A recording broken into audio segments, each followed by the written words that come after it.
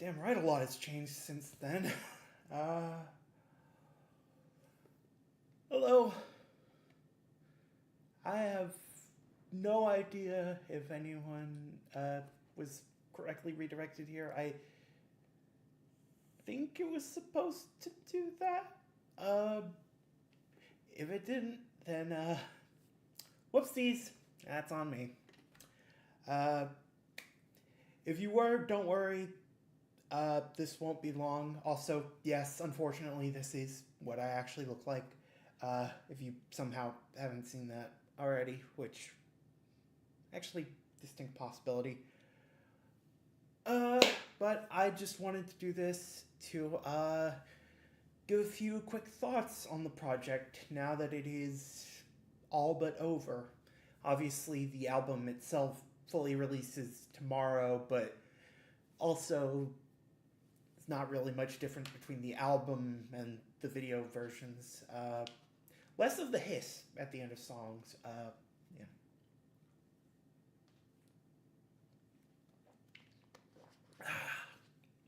Who knows if this will actually be a thing anyone cares to look at? But if it is, hello. I am Sorio99, also known as Sorio Cadell.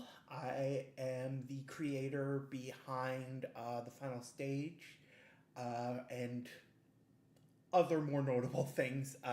Most notably, Dance with My Soul.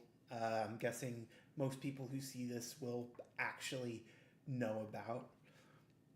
Considering it is up to, what is it now?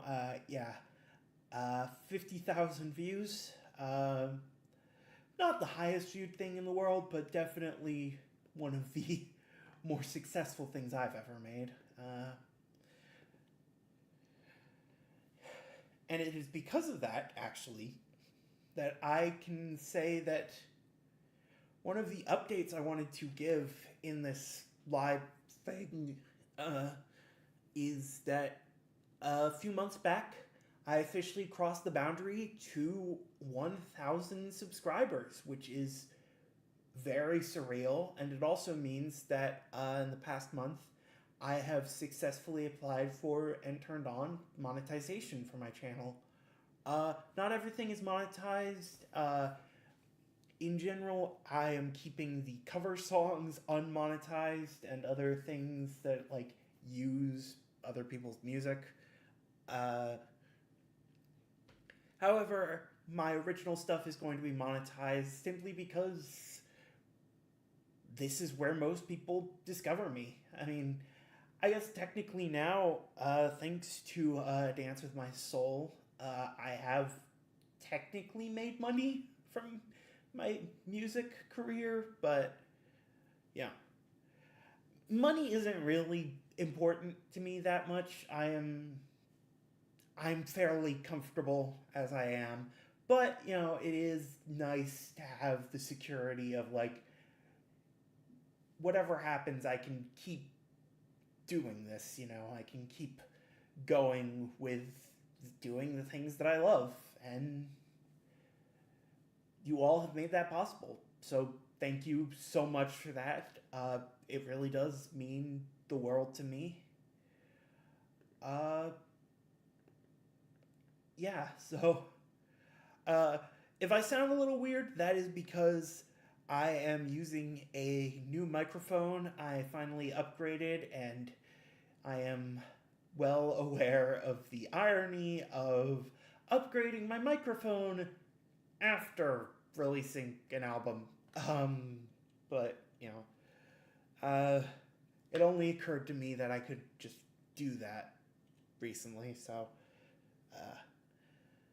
it's a much nicer microphone in general, but, you know, I've yet to properly use it for a project, which who knows how that will go.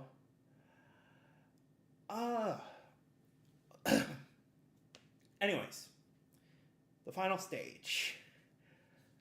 Some of you might be wondering, what the hell was all that? And the what the hell was all that is, so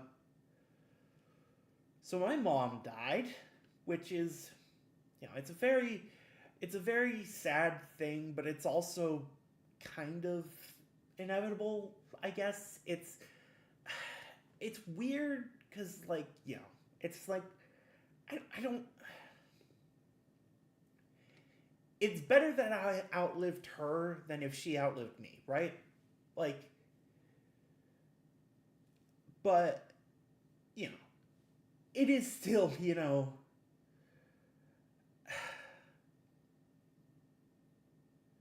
I think I need to kind of drop the pretenses a little bit and just sort of talk about what it means, because my mom was very much the most important person in my life for a long, long time. I did not grow up in an ideal household. I grew up with a father, obviously, as you saw at the very end of the most recent video. I did have a father. The less said about that, the better. Not, yeah, but for a long time, my main support was really just my mom. And in some ways that was good, in some ways that was not great. My mother was a very complicated person, as all people are, really. But she loved me and I loved her, and when I was struggling, when I was at my worst in life, when I was regularly and almost daily contemplating suicide, it was my mom who kept me going, who convinced me to keep living. And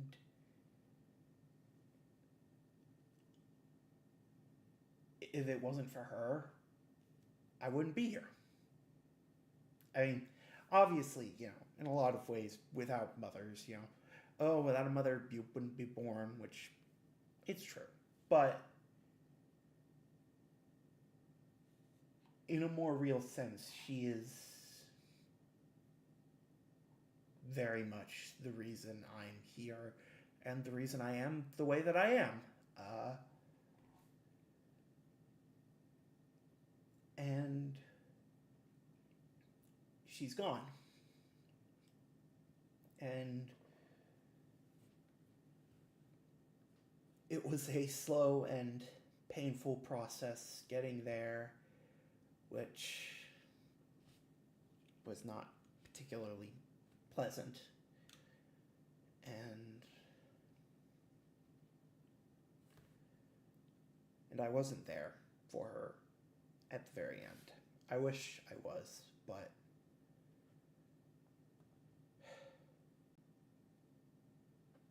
I wasn't.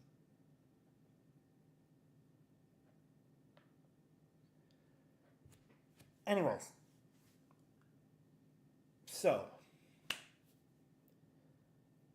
making a cover album about it, which, not the weirdest way to cope I've heard of, but definitely one of the weirder ones. So the final stage actually has its origins from before my mother's death, which is weird, granted, reworking a project in the wake of something like that to be about that, but it was originally made in the lead up to and immediate aftermath of my grandfather's death, which was considerably less dramatic for me, Some people are really close to their grandparents. I kept my distance. If you go through my older videos, you might see a song called No Such Thing as an Easy Goodbye, which is explicitly about his death. Very complicated man. By which I mean extremely racist, extremely the kind of person who definitely voted for Trump at least once. I don't think he was in his right mind enough to do it the second time, and then by the third time he was dead. But so I originally started up a weird cover project to deal with the feelings of, hey, he's dead. How do you feel about that? Complicated? Yeah, that figures. And that's where a few of the songs in this actually came from. And in a lot of ways, it was very serendipitous isn't the right word, because that implies it was good, and a lot of things weren't good. But both he and my mother seem to suffer from Alzheimer's or dementia or a similar memory impairing decline, which made more sense for him considering he was in his 90s, less for her considering she died a month before her 60th birthday. She died far, far too young, but I mean, you're never ready to go, I guess. So that is why the song Heartaches became the first song in the project. Because it's a very significant part of the way she went. It's a part of the way a lot of people went. And if it's the way I go, good Lord, just put a bullet in me before I get that far down. Losing memories is like, it's a big fear of mine, which, luckily, unlike my mother, I do not drink. I've never done drugs. I've done medication, but I do my best to never abuse it. I don't take opioids, which she didn't either, but, you know. But it was a very... I wanted to get these feelings out because they were a lot. You know, ever since October of last year when she passed, I'd kind of been having a major crisis of creativity, of faith, of mental health.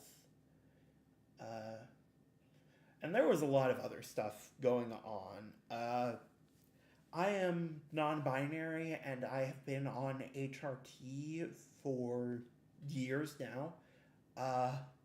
And in summer of last year, that stopped. I got patches for my estradiol because apparently my heart rate was too high for the actual pills. And then Planned Parenthood that I was getting it at shut down, which is, the world is going to hell in a handbasket, you know? But I wanted to make something. I wanted to make something to sort of work through my grief and memorialize my mom. Because, again, if it weren't for her, I wouldn't be here. I wouldn't be able to do all of this. And, yeah.